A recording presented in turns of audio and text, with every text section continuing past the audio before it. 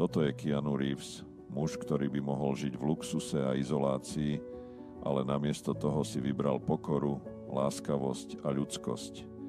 Je jedným z najväčších filantropov Hollywoodu a jedným z najlepšie platených hercov sveta. A predsa je jeho život prepletený bolesťou, ktorú by mnohí neunesli. Keď mal len 3 roky, jeho otec ich opustil. Keanu trpí dyslexiou, ktorá mu komplikovala cestu vzdelaním. Jeho sen stať sa profesionálnym hokejistom sa rozplynul po vážnom úraze. Ale to bola len začiatok jeho ťažkých skúšok.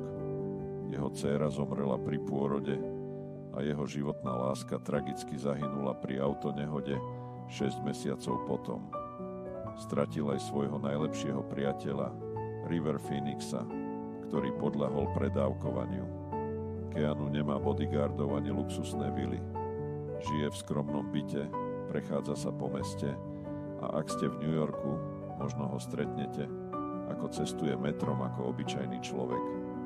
Na svoje narodeniny v roku 2010 vošiel do pekárne, kúpil si briošku s jednou sviečkou, posadil sa pred obchodom a oslavoval svoj deň sám, no ponúkol kávu každému, kto si s ním chcel sadnúť a porozprávať sa. Keď paparazzi zachytili Keanu, ako trávi ráno s bezdomovcom na ulici v Los Angeles, nebol to len letmiak dobroty.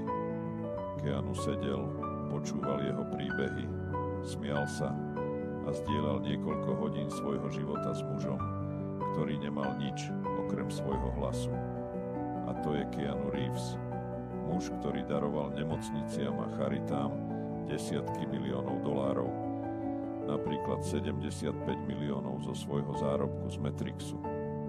Muž, ktorého vlastné srdce nesie jazvy, no ktorý napriek tomu rozumie bolesti druhých a snaží sa zmierniť ich utrpenie.